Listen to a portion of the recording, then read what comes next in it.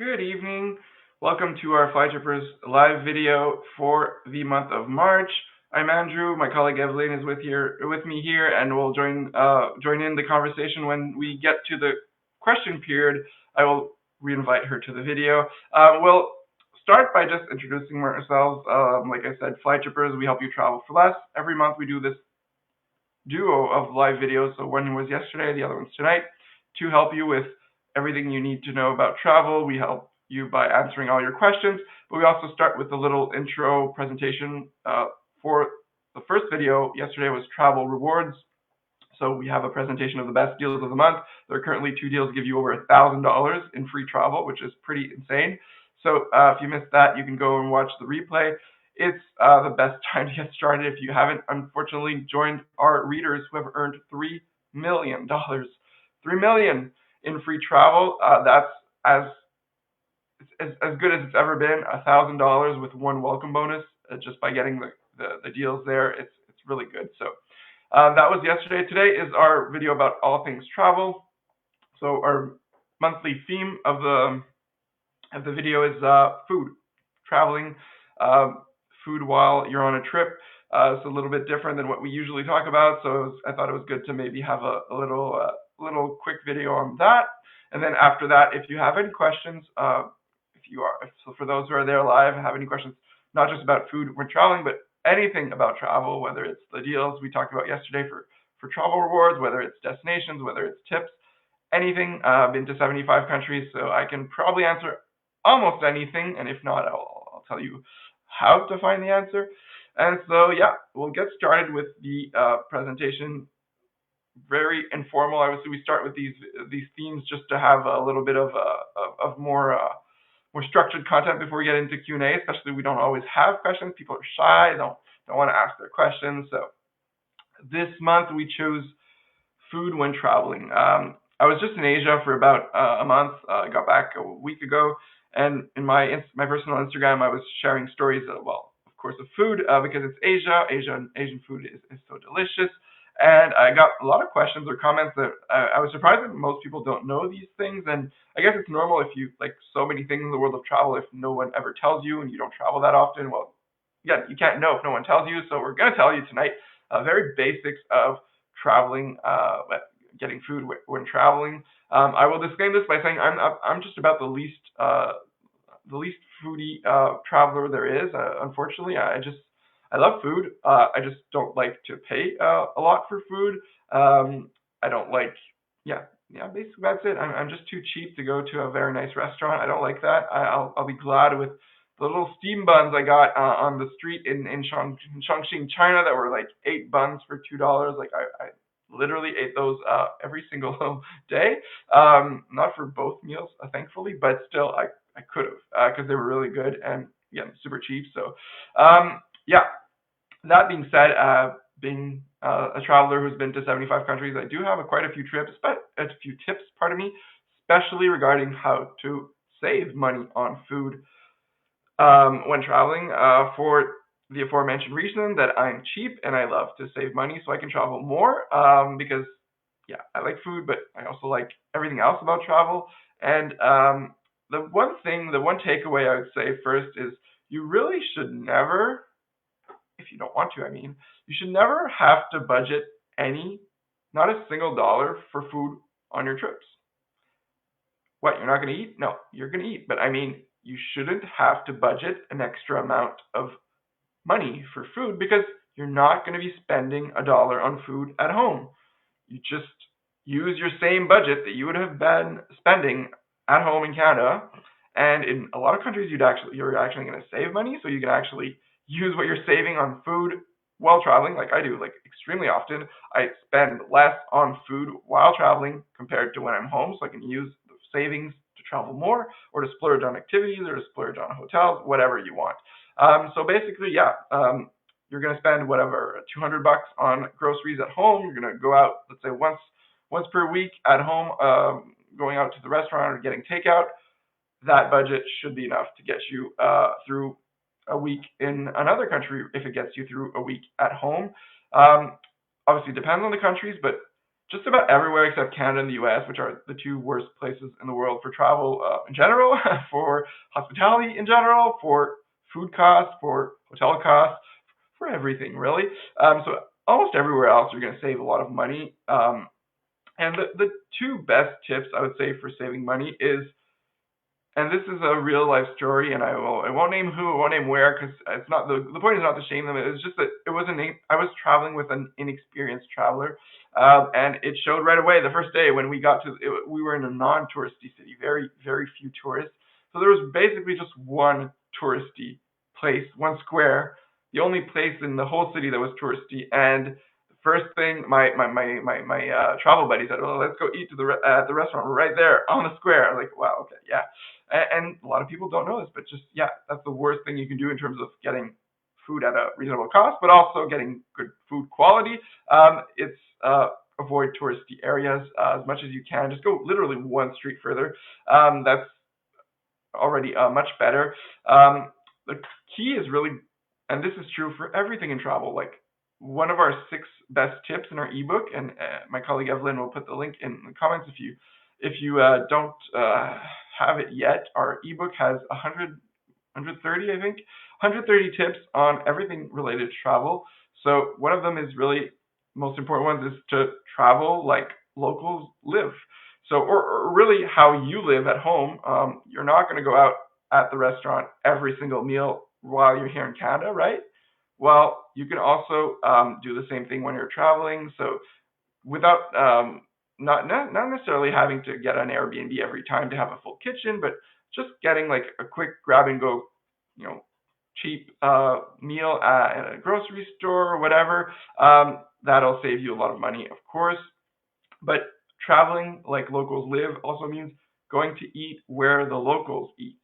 So if you spot any place, especially like I said, just one street away from the touristy street, you see plenty of locals eating there, that's where you should go.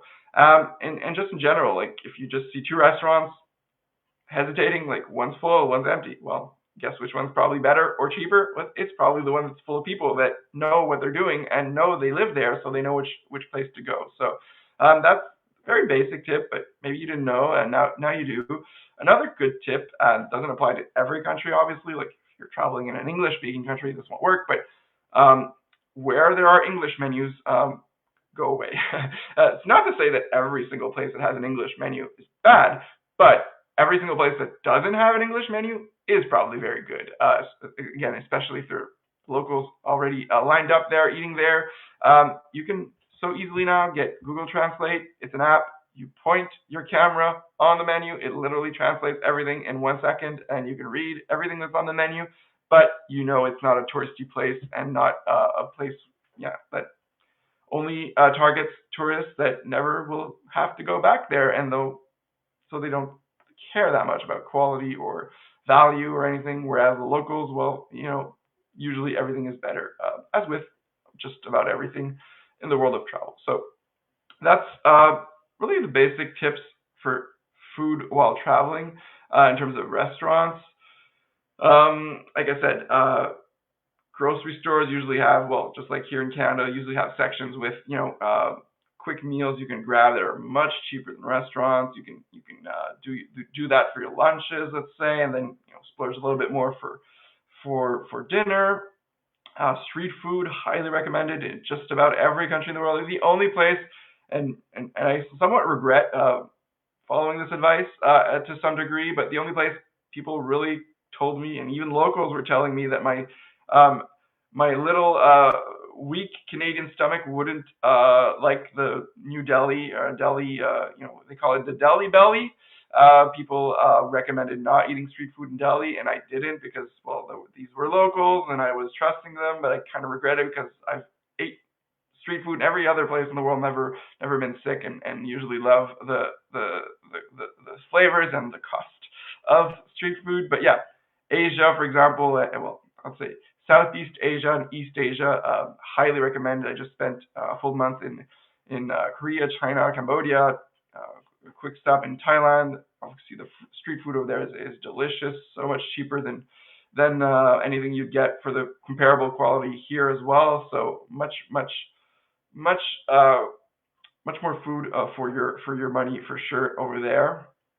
And yeah, of course, there's also traveling in Airbnbs. I personally hate Airbnbs. That's just me. A lot of people love it, especially if there's you're traveling as a group of friends. Makes a lot more sense if you're traveling as a big family or even just a small family. Having kitchen, having the Airbnb makes sense. Then again, it really depends on the country because like, and Kevin was just other co-founder of Flytrippers. Kevin was spent a full month in Bangkok. He had a kitchen. He's like, yeah, we never use it. It's so cheap to eat everywhere. Like, why would you bother making food, right? So, depends on the country, but in general, like having a kitchen will save you for sure on meals. If you're traveling longer, it really does make sense to get have a full kitchen if you want that. Although even in hostels, most hostels have, well, almost all hostels really have a full kitchen that you can use. You can bring your food, store your food there, uh, save a lot of money on meals that way if you're a solo traveler or even as a couple.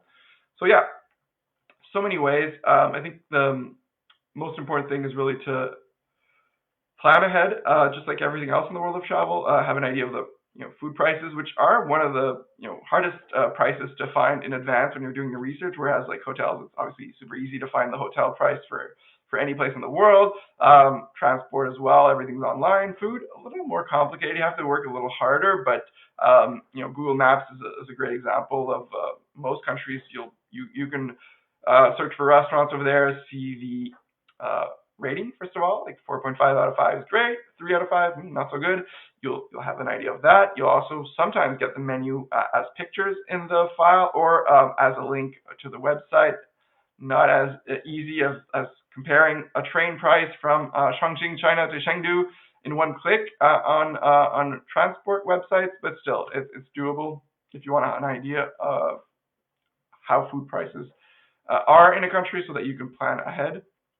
But yeah, summarize, eat where the locals eat, and good things will happen if you do that. I think that's the basics. So I don't have much to add in terms of food. I will invite Evelyn to join us because we have a few questions live to do the Q&A portion now that we're 15 minutes in. Hi, Evelyn. Evelyn is joining us live from Sao Paulo, Brazil. So if you have questions about Brazil as a solo female traveler, or Brazil in general, feel free to ask Evelyn. She also lived in Germany for quite a few years and traveled all over Europe while based there, so has great insights on that region as well. So on that note, let's start with the only two questions, but everyone else on the video, if you're too shy, don't be. It'll be my pleasure to answer your question. Please ask anything about travel. We'll try to give you a good answer. All right, so first we've got Jean Nicolas who says, hello again. I'm heading to New Zealand and Australia for a 5-week trip this coming May, and I usually travel with just carry on luggage. However, I've booked a bunch of flights with Jetstar since they have the best fares, but I'm a bit concerned about their strict carry on weight policy, only 4 kilograms total for both the carry on and personal item. With the amount of stuff I need to bring for a 5-week trip, that seems pretty tough to manage. Have you ever traveled with Jetstar or other ULCCs with similar policies? How did you handle the carry-on weight restrictions? Any tips or hacks would be appreciated. Yes. Well, first of all, New Zealand, Australia sounds like a really cool plan. So I hope you enjoy a 5-week trip. That's nice. Yeah, I've been on more ultra low cost carriers than just about every traveler, honestly. I've been on so many across 4 continents, 20 countries, I think, almost 100 flights on ultra low cost carriers. So I'm very well versed in this. And Asia, and let's say Asia Pacific, because Jetstar is obviously in Australia as well. They're in Southeast Asia, but they're in Australia. And yeah, Asia Pacific, the worst place in the world, unfortunately, because yeah, they're really strict about 7 kilograms. And even I don't bother anymore. Like I always say, I never travel with checked bags. Like I always travel carry on only. What I mean by that is I I could travel. Like I don't have to check it, but in these cases where it's actually cheaper to check it, sometimes I will check it. Not that I have to. It's pretty rare, but it happened once in Asia on my 1 month trip in November. Not this time because I just got back from Asia again in March. I didn't have to check any bags there, but yeah, there's I mean it's doable because plenty of people can do the 7 kilograms. I work while I'm traveling, so my laptop alone just like makes it impossible to get under 7 kilos. So it's actually cheaper to check a bag in those cases. So I could carry on by paying the extra, but it's just cheaper to do the check bag. So unfortunately, I mean, there are some hacks, and some of them are a little more original. Like people will there's actually I don't think it's really readily available, but there's someone even designed a coat where there's a pocket in the back where you can slide your laptop because that's obviously again the weight restriction is always bad, so that way it's on you, it's not in your bag. So when you get to the weight check-in, the laptop is in your back in a sliding pouch on your coat. So I mean, I'm too lazy to get into that, but that's one option. But there's really very few other options because of that weight. It's not the size. Like I have so little. I bring so little stuff. Like I could definitely fit everything and always fit everything in the sizers and in terms of volume. But the weight is just very hard with a laptop, and my everything I need to travel effectively. My keyboard, yes, I bring a keyboard because I want the full, so second screen because I want to travel efficiently. It just adds up. So yeah, 7 kilos is tough. It's really tough. You could put as much as you can on you, your pockets, through down your pants. I mean, that's really the only way around it. Unfortunately, if you really would like to keep it carry on, which I completely get, 99% of my flights are only carry on. The only exceptions really are Asian ULCCs. They're really very, very strict on those weight limits, unfortunately. So, yeah. So the only hack is bring less stuff, and if that doesn't work, is put everything on you. And apart from that, there's not many options, unfortunately, that I know of. How about you, Evelyn? You're traveling carry on only for this long trip as well. Have you have ideas about the weight restriction by any chance? I mean, I never had maybe I was just lucky, but I've never had my carry-on luggage weighted. So I never Yeah. really Well, cared about that. And I've you're flown headed a to lot Asia. with I think you'll Ryanair. see. Yeah, you'll see Asia there. They're just really, really. I mean, not even what I haven't been to Asia like that many times, but like every single time, every ULCC, every single flight, they always weigh it. You can't even check in online. They won't let you check in online. They absolutely want to weigh your freaking bags. They're All right, really, really terrible about that. But yeah, unfortunately, it's a very Asian thing. Yeah. all right, noted. But I thought Ryanair was strict with the carry-ons. Apparently, it's very loose because they don't weight it. But also, my 2 cent on that is like whether I'm going for 1 or 2 weeks or like 6 months, there's not that much difference in the stuff I'll bring because I mean, I just wash my clothes and then anything that's like shampoo or whatever that weighs a lot, I'll just buy it wherever I'm going. So to me, whether you're going for a week or a month, your my luggage doesn't really change. And like I said in the French live, I have place for like a little coffee maker and a milk frother. So I again, my carry-on is not weighted and it's very heavy, but it Volume works. wise, volume wise, you're good. Yeah, okay. Yeah, But yeah, that's a exactly. good point. Very good point because I actually was gonna say because that's the first thing that I caught my eye when I read the question was like 5 week trip. It's irrelevant, really. It should be irrelevant because it's the same thing for me. Whether it's 1 week, 2 weeks, 3 weeks, the only thing that changes is how often I'll do laundry because that's how it should be. That's how you travel light. So that part should really make a difference. But whether it's 5 weeks or 1 week, again, if you're bringing a laptop, if you're bringing it's really hard to get under 7 kilos. It's really, really very low. Some ULCs have 10 kilos, which that is a lot more, much more manageable. But seven is just again, I don't know how much my laptop weighs, but I think that alone is probably why I'll never be able to do 7 kilos. probably next time I buy a laptop, I should look into like buying a lighter one for that simple reason. But it seems cheaper to just bite the bullet and pay for a carry-on for the very few ULCC flights I'll do in Asia in a whole year, which is like what 2 or 3 max, and not even. So yeah. Okay. Yeah. So yeah. So I do want to stay on that point just for one last one last point on what you just said, because it's so funny when people are like, "Oh, you can't travel just with a carrot. It's impossible." She has room for her milk frother and her, coffee machine. Like, surely you can do it without, that much effort. You just have to try, and obviously, it's the hardest part is the first time because so many people are so in love with their bag, like they've never imagined the idea of traveling without their beloved love of their life, which is their checked bag. But yeah, I mean, I've been on 500 flights, and I've never had to check a bag, in the sense that, again, the only times I've done it is because I wanted to and it was cheaper, but I could have always carried on because I only have under 100 milliliter liquid, always fit in the two very small sizes for small carry on, big carry on. That's it. It's really the weight issue that's a little harder in Asia.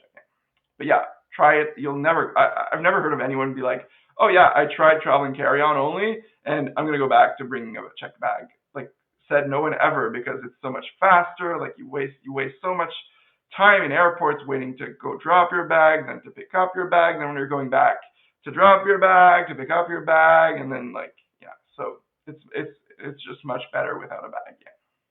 Yeah, it's same for me. I did that the first time like 5 years ago, and I never looked back.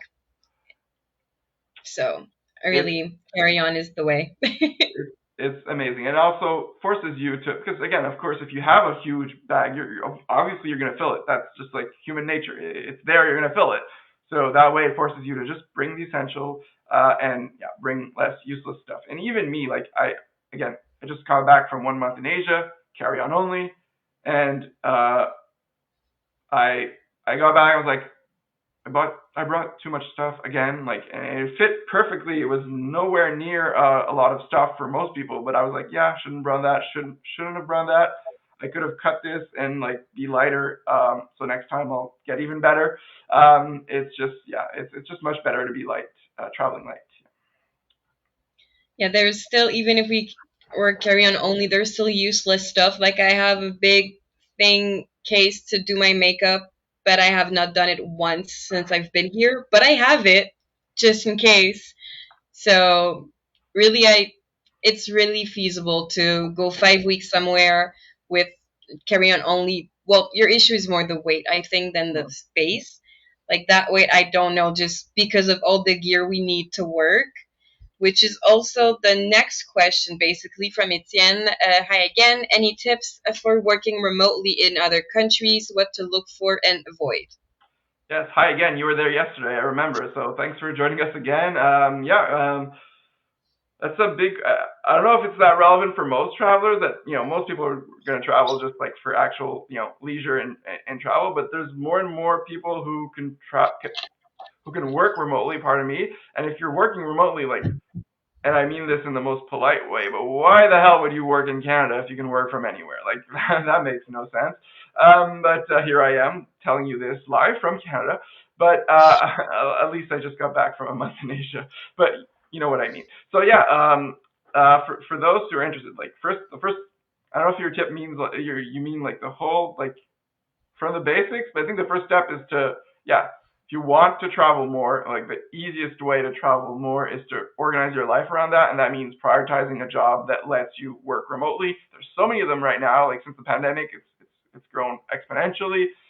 There's, it's not possible in every field, obviously, but like a lot of them you can, and even if it's not related to your field, like, I'm not kidding. I know so many people who had like super high paying jobs in super high cost countries like Canada, and they just quit that whole thing, learned how to teach English, or do so many of these like in demand skills online, that they obviously are paid less, but they live in countries where the cost of living is literally like a fourth of the cost of living in Canada. So even if they're doing half the income with a cost that's half the half, if you will, a fourth of the quarter of the cost, well, then you're coming out ahead. Like, at the end of the day, you have more money in your pockets, which is kind of the point, right? If you're looking at, what if you want to make more money? Well, it doesn't matter how much you make. It really matters how much you have, and then at the end of the month, after all your spending, that's what's left.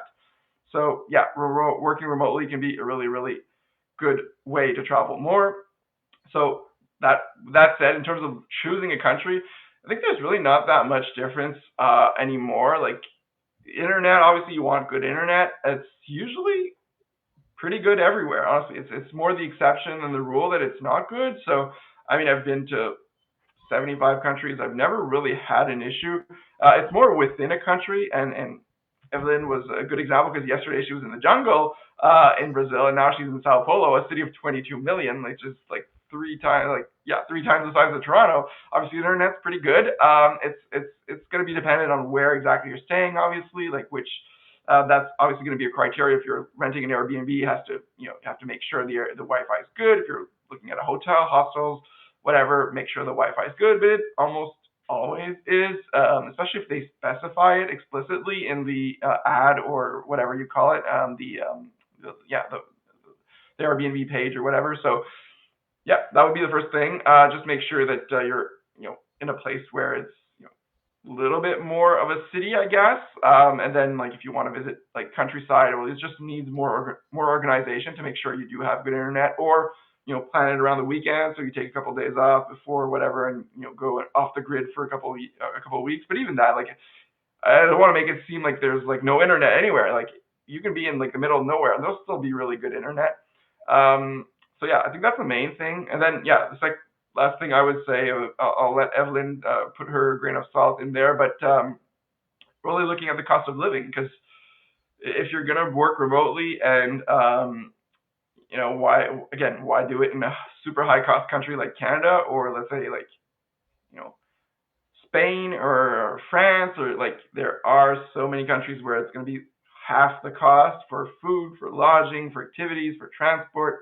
So I mean, especially if you're traveling long term, that really adds up. So it's going to be the one thing I think to look at.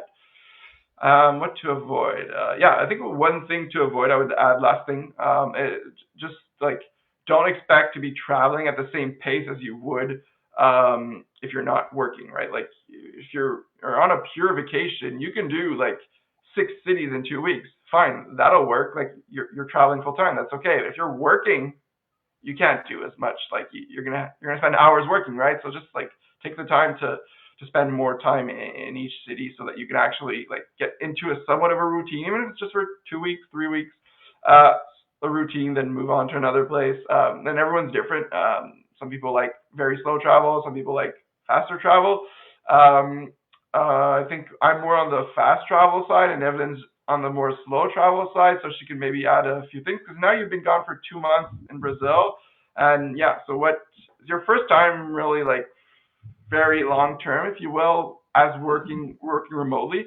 You've been with Fly Troopers for like about a year or so, but you've traveled in between, but like never like gone from Canada, not for good, I mean, but like gone from Canada without having a return date. So what did you look at? How did you choose Brazil, for example? I mean, just because I came here in November and I loved it so much, I wanted to come back and see more. And unfortunately, without a visa, I can only stay 3 months. And to me, that is a tragedy because it is very short. I mean, Brazil is huge and there's so much to see. So there's that. But also, I mean, for working remote, the only thing you need is a good internet connection. And if you're looking on Airbnb, you can like filter it like dedicated workspace, and some even tell you the speed of the internet, so then you know it's good. But that's really it. And what to avoid, it's kind of like Andrew's saying, I would avoid going somewhere that's more expensive than Canada, because then I don't see the point. Not that I travel just to like save money, but I like being in countries where the cost of living isn't as high, obviously. And then also, like he says, it depends on how you travel. I travel ultra slow. To me, I would need like 5 years to see everything I want in Brazil, and it's not enough, but I need to see other countries too at some point. So it depends. But I did try when I first came to Brazil for 6 weeks, I also did like 6 or 7 cities in those 6 weeks, and I do not recommend because I missed out on a lot, just because I had no time to see anything. I was working, so it was more like I was just in buses or planes to go around and didn't see that much. So even if you like to travel faster, still you're gonna like it's like if you're back home, you're gonna do some things maybe some nights of the week and on the weekend. So just plan accordingly. But other than that, I would say just look for a good internet connection. That is all you need. That's it. And hostels always have good internet connections. So that's easy pretty much. Yeah. And then next question is Alexandra wants us to show our backpacks that we use for carry-ons. Mine isn't close by, but really I'll just explain the basics first because surprisingly, a lot of people don't know this. You're always allowed 2 bags on planes. Two, not one, two. So it's really easy to travel carry-on only when you know this. So the first is what they call the personal item. It's really a small carry-on. It's a small backpack that fits under the seat in front of you. So this is a regular like school backpack, like really small, but like anything goes. Like we're just about like if it's a regularly sized backpack, I've never looked at dimensions and sizing ever because it's good. Like it's a regular sized backpack. If you wanted to maximize, you could probably look at the exact dimensions and find one that's a little bigger and give you a little bit more space, but then it might not fit the sizer in every single airline, so it's not that useful. So yeah, just regular backpack. So in my regular little backpack, I have my computer, all my work stuff, basically computer, second screen, keyboard, Bose headphones for planes and quiet if you're in a hostel. The only expensive thing I own basically that I splurged on. I have my cosmetics in there, basically my two toiletry bags. I have two because well, it could fit in one, but I just like the logistics of having I know which ones has what, so I have those two little bags. All my cords, power outlets, power adapters. I mean, all that. I have my passport holder and all that. And yeah, that's pretty much it. Small backpack. It fits every little kind of like the miscellaneous, everything else other than clothes, really. And then the other is a regular, like 50-liter backpack. As long as you don't fill it up full, you're good. Like I've never, and people always ask me, like they're so worried about this. They really, really all fit if you don't fill them up full. And that's, the easy part if you're used to it, maybe harder the first time, but yeah, so mine is a 55 liter actually, so that seems big, but again, it's not full to the brim, and it always fits in every single airline sizer. So I have basically four organizing cubes. Sorry, packing cubes. There we go. I was looking for the name. So packing cubes. Those are my go-to. Four of those. Clothes in there. One pair of shoes, apart from the one I'm wearing, obviously. So I can always bring 2 shoes. And yeah, that's pretty much it. How about you, Evelyn? Oh, and before you go, because I know a lot of people are like, oh, worried about the 100 milliliter liquids issue. And really, you should absolutely not stress out about that. It's just about the furthest thing you should worry about. It's never an issue, especially which one that fascinates me the most when people are traveling as a couple or with friends and they're worried about it. It's even easier because you can share the toothpaste if you really want to bring one and not buy it over there. You can share the same toothpaste, so you have twice the liquid space and you can share so many of those items, so it's even easier. But even as a solo traveler, I've never had an issue. So you're allowed a 1 liter bag, so that usually means about 10 100 milliliter pack, like 100 milliliter containers. I mean, next trip, I swear, I promise, because every time I'm asked this question, I'm like, oh, next time I travel, I'm gonna take a picture of everything, video, and film everything and every single time I'm leaving at 9 a.m. and I start packing at 7, so I don't have time to, do the videos because I'm very last minute like that. So I will try next time. I can't make promises because I don't want to promise things and then disappoint people.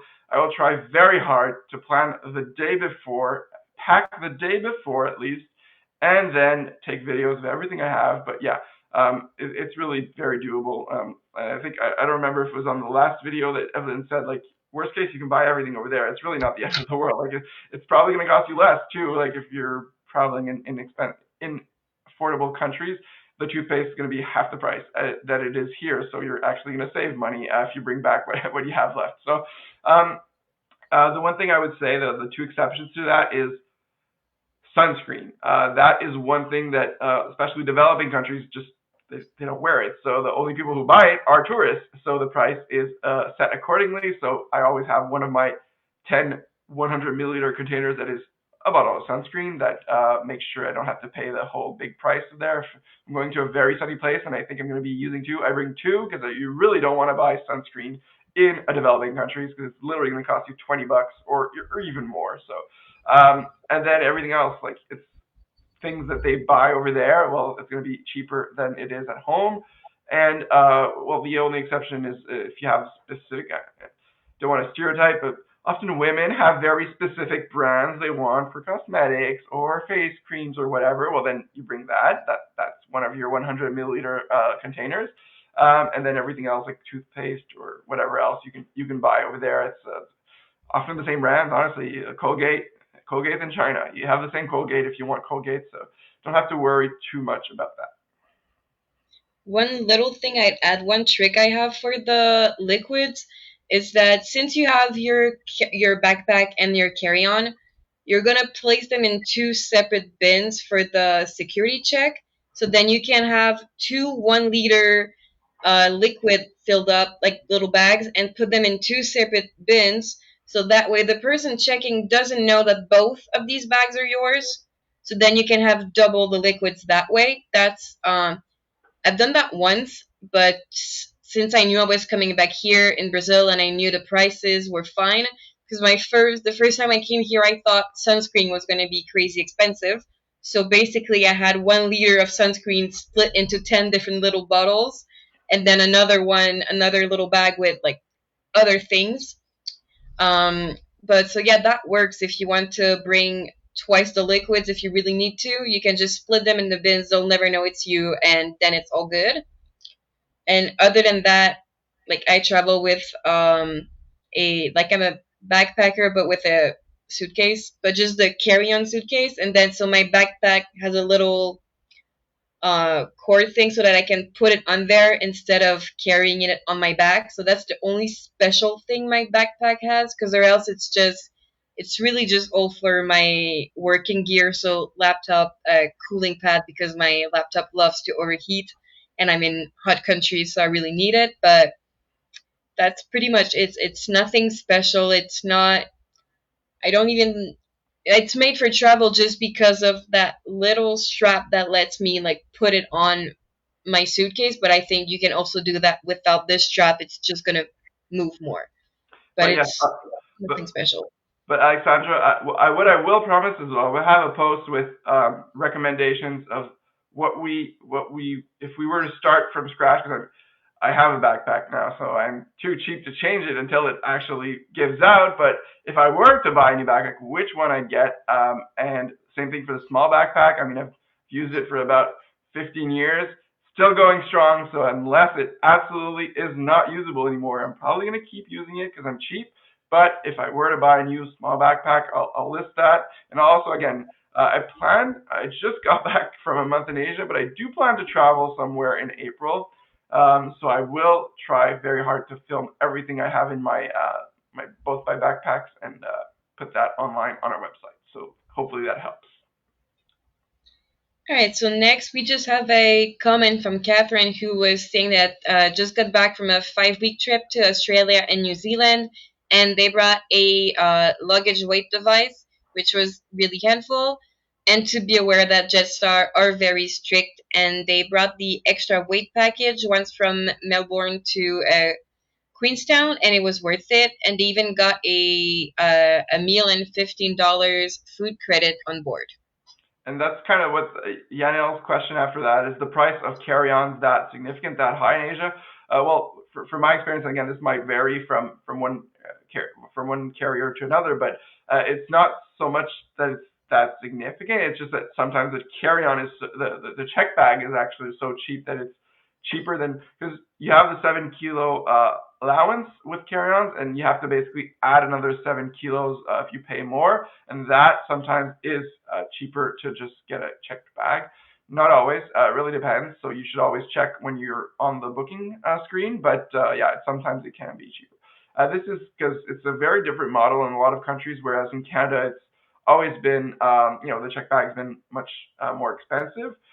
Things have been changing. Like if you've probably been paying attention since the past few months now, every single airline in Canada no longer includes a full-size carry-on in the basic fare class. So things are changing a little bit, kind of getting more in line with the global aviation industry. But yeah, it's um, it's uh, it's it's it's really a depend. It depends on the airline. But yeah, one thing that is really Catherine confirms, and it's really quite how to say this. It's not really subjective. Is that in Asia and Pacific, they really do weigh bags like you, Evelyn, like everywhere else from, and I've been on like 100 ULCC flights, whether it's Ryanair, EasyJet, Wizz, all those in Europe or those in South America. They've never weighted my bag, but Asia is just different. And to disclaim, if you will, Evelyn's comments, actually a pro trick that I would just say. There is somewhat of a risk of having two liquid bags in the sense that they might see, like they could see that it's you that has both bins if there's someone actually looking while you're unpacking your stuff, and you might like that. It's not completely risk free, but I'm also looking into maybe next time. I haven't tried it yet, honestly, but I've seen this online. I feel it's a really good trick that, again, I'm sure 95% of the time they would not know, because most of the time they don't look at everyone taking their liquids out of their bags. And probably you can kind of preempt it by like preparing like one of your that's again very niche little tip here, but it's what I thought when I saw it. It was like, to make sure in case someone is actually checking you when you're unpacking your liquids, as that happens sometimes, would be to, in advance, before you get to the security checkpoint, put one of your liquid bags in your coat pocket. So that way you have your coat with one of the bags, and then they don't see that liquid pack, and then you can put the other liquids in one in the other bin. So yeah, just to disclaim that in theory you're only allowed one per person. So if by any chance they would catch you, we don't want you to be like, hey, Flytripper said this is a good deal. Yeah, it is a good trick. Just there is a little bit of risk, very little, I think, but just be aware. Like and I would do it because I wouldn't care. Worst case, I'll make sure one of the half of my stuff is things I don't care about, like I could throw away and not be worth a lot, like toothpaste and all that. So that way, there's really no risk. You just try it, and worst case, you buy new things just like you would have anyway. So it's really no risk in that sense. But I wanted to add that just to make sure. And Yeah, usually they're busy. so we have a few more. Don't be shy if you have a few questions. We still have 14 minutes, so we should be able to answer more. So last chance if you have any questions while we get into the ones we have left. Don't be shy.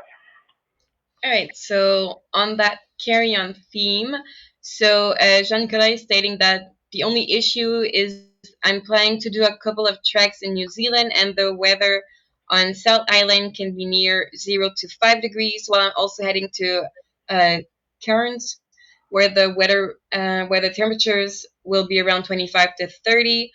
So with the variation of clothing I need for these conditions, sticking to weight policy seems impossible.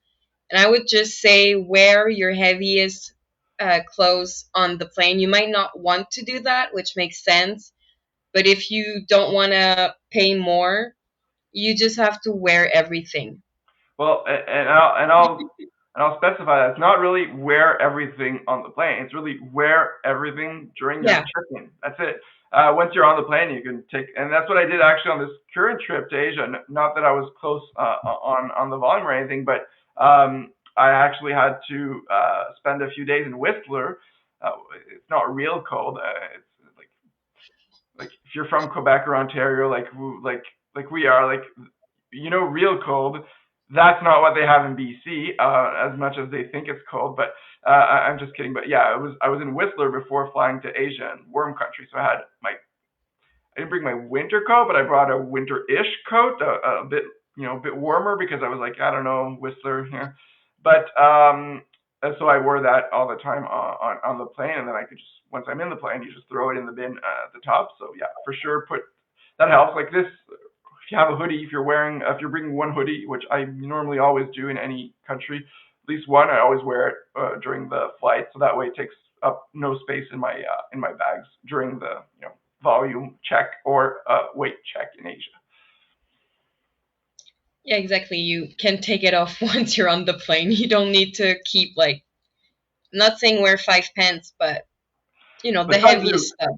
Some people do. Like it's Yeah. definitely I've definitely seen it. Like you can wear a couple of pair of pants, a lot of shirts. I don't remember why. For some reason, I remember seeing a video of someone trying out as many shirts as possible. I think you can wear like 40 shirts. Like probably not if they're all the same size. That was probably different sizes, but still, like you could wear quite a few shirts if you really wanted to, but that's a little extreme for sure. Yeah. All right. So next we have Elizabeth, who wants to know what's the best day of the week to book a cheap round flight from YYC, I think that's Calgary, to Moncton. Most affordable airlines are looking to go in July. So that's a very common question we get for whatever the destination is. The two answers is there is no better day to book. That's a complete myth. And if you pardon my French, it's complete bullshit. And every time I cringe every time I see these experts with their tips, their great pro tips to like fly by booking on Tuesdays. It's bullshit. There's no other way around it. It's pure bullshit. It varies. There's really no rhyme or reason. And whether you're looking from Calgary to Moncton, it might be Tuesday, and from Calgary to Cancun, it'll be Wednesday, and from Calgary to New York, it'll be another day. And most importantly, even for the same destination, it will depend every time on when you're booking and when you're looking. So both when you're doing the search and when your flight is. So it changes all the time. So that's the first thing. And then most affordable airline, well, same principle, it always changes. There's most of the time, like some airlines are cheaper, but then again, if for some reason that specific day you're looking at, it's planes fuller, well, it's going to be more expensive than the others. It's really dynamic. And the most affordable airline is really irrelevant in any way, so you should always be comparing. So if you compare, you'll see which ones are cheaper for your dates, and that way you'll be able to choose the cheapest one if that's what you want. In general, like you're based in Calgary, so WestJet has pretty good fares usually, but I don't know. I don't remember if Flair flies from Calgary to Moncton direct, but Flair is very cheap as an ultra low cost carrier. So yeah, just compare and compare often. So like you can't time it and expect one day of the week to be better to book. But if you just check as soon as you think you're going to need a flight, start checking. That way you'll have an idea of the prices. And then if you check often, you'll be able to see like if prices go down, so you'll know if it's a good deal or not. Because if you've never checked the prices ever, and the first time you check, you see Calgary to Moncton, $300. Hey, that's really hard to know if that's good or not if you've never looked at those prices. It might be good, it might not be good. Who knows? If you look as soon as you can, you'll be able to compare. But yeah, in general, the key is to start looking now. Look often.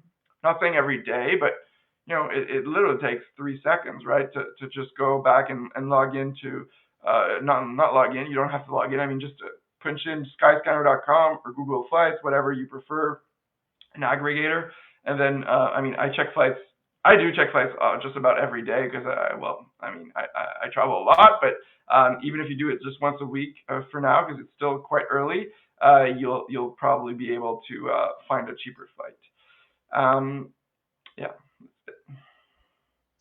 All right. So next, we have Majda who wants to know. I will go on an Europe cruise in June. We will land in Venice, Italy, and stay in a hotel for 1 day. The next day, we will take the cruise for 7 days. So, Croatia, France, Barcelona, and Greece.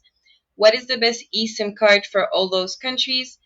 It will be a 2 weeks vacation because we are going to stay 2 days in Barcelona and go to Paris for 3 days. Um, Honestly, I'm not sure there's those countries are quite far apart from Spain all the way to Greece is basically the whole of Europe. So unless there's a Europe-wide eSIM that covers all the countries, that might be cheaper. But yeah, just look at our comparison tools. So Evelyn will put the link in the comments. We have this new comparison tool that shows you the best eSIM options by country, though. I don't know if it shows. Honestly, I've never bought an eSIM for multiple countries because honestly, every single time I've checked, and it's not often though, so not the most data points. It was always cheaper to buy individually, but it was not in Europe. So I'm not sure if the same is true for your trip. But yeah, just check online and compare the individual eSIMs per country and check if that's maybe cheaper.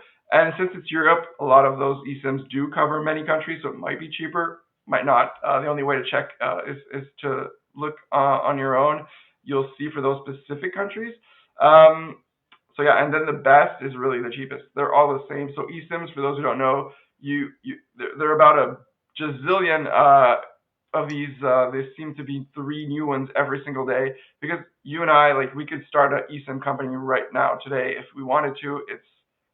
You're selling access to a local network. They're all the same networks, right? So if you look for a eSIM card for Greece, any one of them is going to connect to, let's say, Greek Telecom network once you're there. It doesn't matter which one you buy. Just buy the cheapest. It'll be the same network, and you'll save money.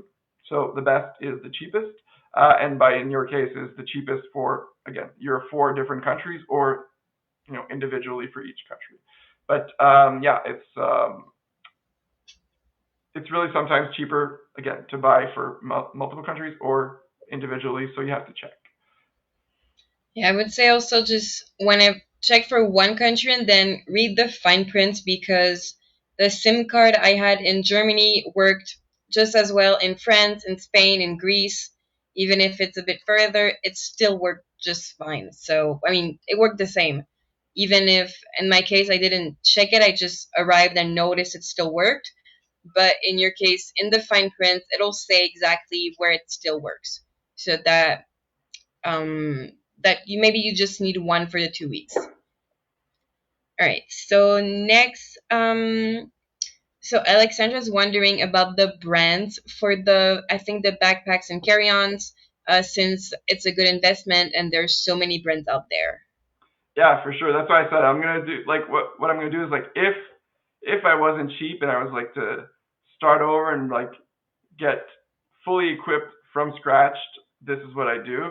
I mean, honestly, I think most brands, especially like the actual, if you want a big backpack, the regular backpack, most brands are pretty good. Like, they're designed like they're built for like I wouldn't say long-term travel, but I mean, like, they're made to be useful for travelers and to be on your back for a long time. So they're pretty comfortable. Obviously, sometimes the quality is better if you're paying more. Sometimes you're really just paying more for the marketing that brand spends, just like for anything else. So yeah, we'll have a few recommendations for, let's say, different budget levels in there. All right. So next, Jennifer wants to know which cheap flight search engine is a no-no. Okay, that's a great question in the sense that it allows me to remind you of a very, very basic thing that so many people don't know. Never book a flight anywhere except the airline's website unless the price is really lower somewhere else, and really lower, that's up to you to decide how much lower you want it to be. But never book flights. It's not the same as hotels, not the same as everything else. It's really specific to flights. Because what? Flights get canceled. And when flights get canceled, and you haven't booked with the airline, it's an absolute nightmare to try to get things fixed. It doesn't happen often. Flights are usually not canceled, but when it happens, you'll be absolutely very glad to have booked directly with the airline. What I mean by people don't know is they confuse searching and booking. So you should always search on a search engine, never on an airline website, because you want to compare all the airlines. So is one of them a no-no for searching? No, you can search on any one of them. It's all the same. Doesn't matter. Like it's even better to use an aggregator, so one that compares different websites, not just airlines. So for example, Skyscanner is the one we use. Evan will put the link if you want to use our link. Um, Again, it compares airlines, but it also compares booking sites. So it does show you if by any chance the flight is much cheaper on some website, then you'll see it there. Whereas Expedia doesn't compare booking sites. It only compares airlines, and you can sometimes save money by booking on a less reputable booking website. So none of them are no in the sense that you shouldn't book with them. It's just that any of them will be a pain in the ass if you have to deal with them if your flight's been canceled or whatever, if you missed your connection or whatever. Again, the most important thing to understand that is there's really no upside to booking with them rather than the airline if the price is the same. And about 90% of the time, the price is the same on the airline's website compared to on this shitty website. So why would you book on a shitty website if it's the same price as the airline website? There's no reason. However, I've booked on shitty websites many times when the price is lower. It's fine if everything goes right. If everything doesn't go right, you'll be stuck in Morocco like I did during the pandemic. Um, I kind of knew it was going to happen. So the short story is I paid $100 or like 190 for a round trip to Dubai that went through Morocco. Clearly, it was an error fare, and clearly there was a issue with the flight, and I knew it. But I was like, hey, it literally cost me $190. So worst case, I get stuck in Morocco. I'll visit Morocco, and which is what I did, and I loved Morocco. And I got my refund for the flight because everything got through. So I basically got a free one-way flight to Morocco, which to me is a really good deal. Free flight to Morocco. But yeah, if you don't want to have those kinds of issues, it's really better to book with the airline. So again, if I summarize, to search on any website. Skyscanner is better because it has more airlines, more booking sites, so you'll see really the range of prices that you can expect to pay. And then booking, whole different step. Never book on any of them. They're all no-nos if the price is the same. But if you do find a really lower price, I mean, it's fine, especially if you're doing a direct flight, less chances of misconnections and all that. And especially if you're not like in a rush to go like to your sister's wedding, for example, and you can't miss that at all, or like you're absolutely like gonna be very, it's gonna be very problematic if you like get in a day later because you had to deal with this and you miss something important. Then it's best to avoid search engines booking with them, third-party sites, I should say. But again, 97% of flights are not canceled, so it's a really minimal risk. But again, if the price is the same, there's no reason to book through a third party. There's just none. So always go and see the prices there, but then go to see on the airline websites to see if it's cheaper or the same price. I mean, sometimes cheaper, but rarely, but at least the same price. And again, just this trip in March, I did book a trip. Tianjin Airlines is a small Chinese airline, and their entire website is in Mandarin only. And I tried. I tried. Like I was like, you know what? Google Translate. Let's do this. Let's book a flight. And yeah, about 2 minutes in, I was like, well, fuck this. Pardon my French. And I just booked through a cheap, third-party site. It was the same price, but in English. So it was a direct flight. It was a 1-hour flight. I was not in a rush to get anywhere. So worst case, I mean, I would have taken the train. I would have took another flight the next day, whatever. I wasn't in a rush, so it's fine. But if you are like the people who travel once a year and your trip is so important. Obviously, it is because you only travel once a year, sadly. So of course, everything's important. You don't want to miss anything. You don't want to be dealing with problems. You should avoid third-party sites. Very, very, very important to know this.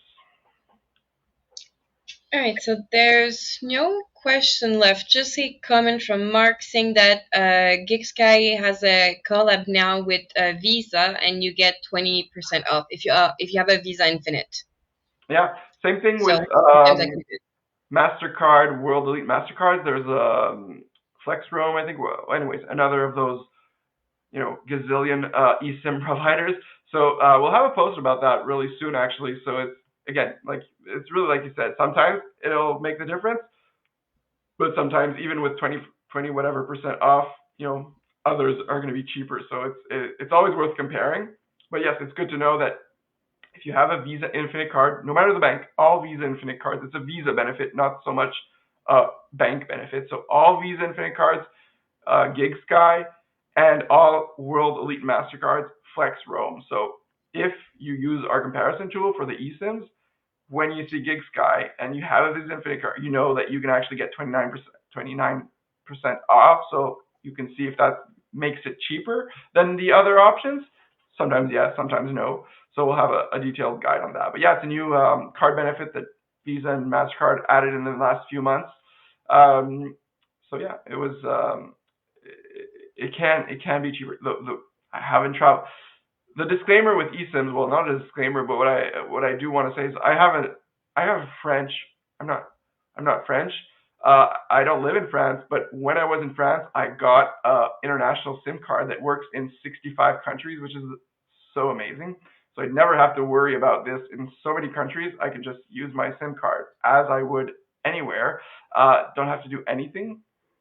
So like all of Europe is covered. Like Evelyn said, like all of Europe is always covered in a lot of the eSIMs. So I don't buy eSIMs that often because so many of the countries I have covered for free. This is 19 euros a month. Just to remind you of how you get scammed in Canada with your mobile phone plans. It's just like so many things in Canada, such a scam. But yeah, so 19 euros a month, 65 countries, 35 gigs of data. So like basically can't really go over that. So yeah, so a lot of countries I don't need an eSIM, but the very few times that I've checked since this benefit has been added to Visa Infinite cards, GigSky was not cheaper even with their discount, which is typical again, but it's always worth checking with the 20% off if it's better. And one last one, we'll take it. It's kind of the same topic we were just talking about, so we'll close with that. Yeah, so it's pretty much the same thing. So which search engine is not recommended or a straight scam to buy cheap flight tickets? Yeah. So pretty much what you've said. Well, why I wanted you to say it anyways, because that's the one thing I forgot. I talked for 5 minutes on this topic, and I did forget to say one thing is that none of them are a scam. Every single day, I think we receive questions like, "Oh, is this one a scam?" If they were a scam, they'd be offline like really quickly. Like you can't just scam people forever with a website. Like people would realize it really quickly, and you'd be taken offline. None of them are a scam. I know, and this is one of the things I find the most fascinating after 8 years of flight business is how so many people think that so many things are a scam. Credit cards, oh, it's a scam. Free points, oh, it's a scam. Everything's always a scam. No, it's not a scam, okay? But it's really about if there is an issue with your flight, it's just going to be a nightmare for sure. I'll give you exactly how it'll be because it's happened to me in Morocco. So I booked through a shitty website, again, because it was $190 for a round trip from Montreal to Dubai. So, like, of course, I knew the risk and it was worth it for $190. And again, got a free flight to Morocco. So this is what happened. I got to Morocco and then the airline said, "Oh, we don't have a record of your second flight because it was canceled. It was COVID, like canceled, blah, blah." So, and then the airline said, "Well, go and talk to your booking website." Of course, that's what they always do. So I tried to call that shitty booking site. Of course, they didn't answer the phone. They never do. I mean, some are bigger, like Expedia. They'll probably answer the phone at some point.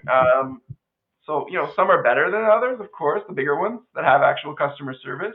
But all the others, they just don't answer. So the airline, I was there. I was at their office, like at their desk in the airport in Morocco. I was like, hey, I have this ticket.